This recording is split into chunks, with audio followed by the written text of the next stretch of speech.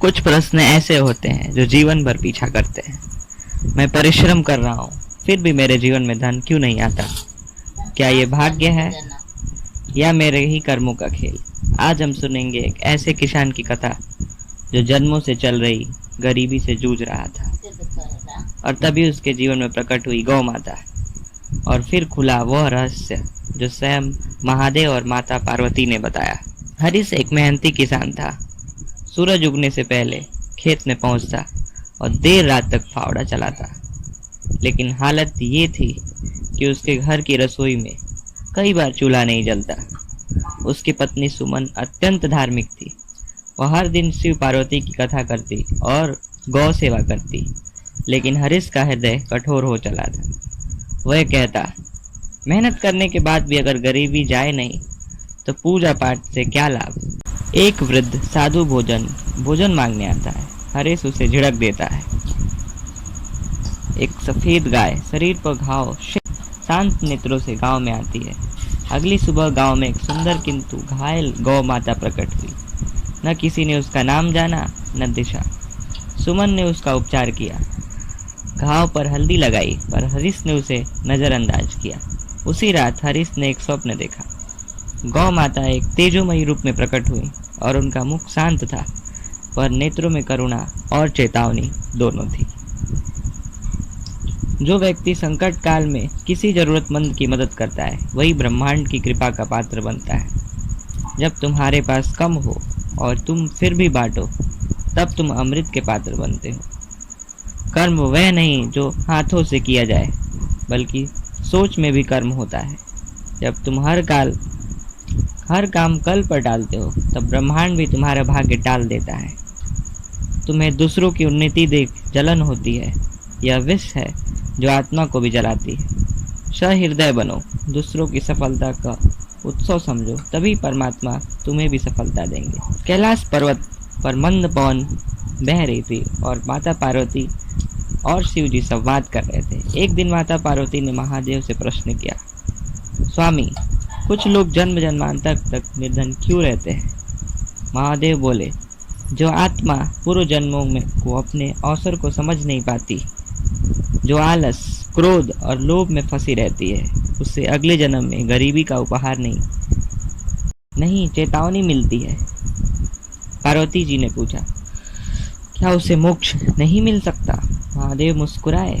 जिस दिन वो आत्मा भीतर की आवाज सुनने लगे, जिस दिन वह दूसरों के दुख से करुणा करने लगे, उसी दिन शिव की कृपा स्वयं उसके घर पधारती है। हरीश अकेले बैठा है, पीछे उसकी पुरानी गलतियां उसे घेरती है।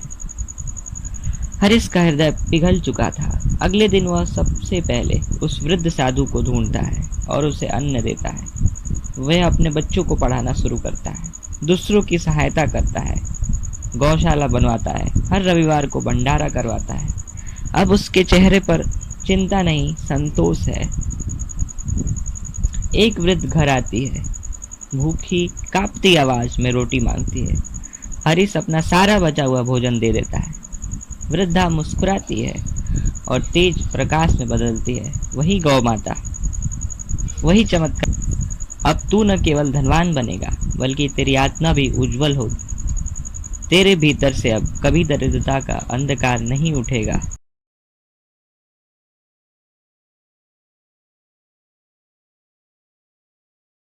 सच्ची अमीरी धन से नहीं, कर्म से आती है। गौ माता केवल गाय नहीं, वह चेतना है जो हमें सच्चाई, सेवा और सत्य की राह पर ले जाती है। यदि आपने भी कभी अपने भीतर उसी आवाज को सुना, तो आज उस पर चलना शुरू कीजिए।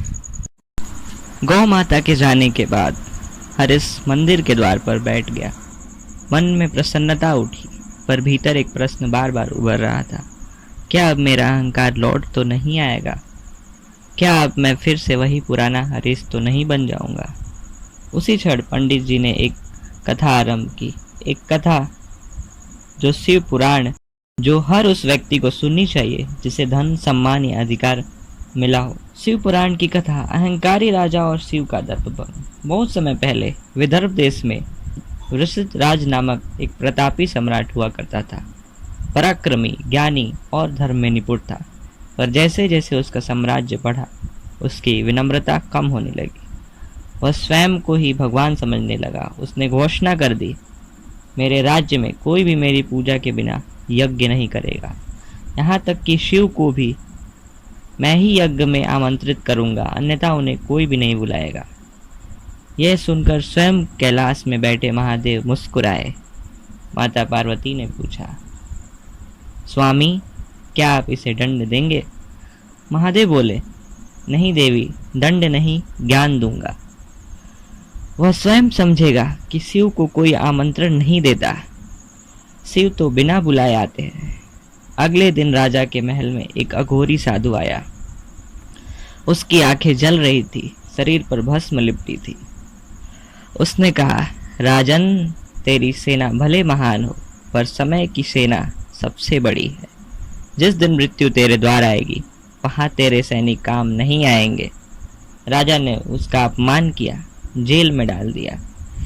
रात को राजा ने स्वप्न देखा। वह स्वयं एक शमशान में खड़ा है। न कोई सैनिक, न कोई मंत्र, सिर्फ एक रूप प्रकट होता है, नीलकंठ, त्रिशूलधारी, जटाजूटधारी, स्वयं महादेव। महादेव बोले, राजा, तू महान था क्योंकि तू सेवा करता था, पर अब तू अहंकारी है, इसलिए तेरा राज्य नहीं बचेगा। जिसने स्वयं को ईश्वर समझ लिया, उसने ही अपने अंत का आरंभ कर लिया। सुबह राजा का हृदय बदल गया।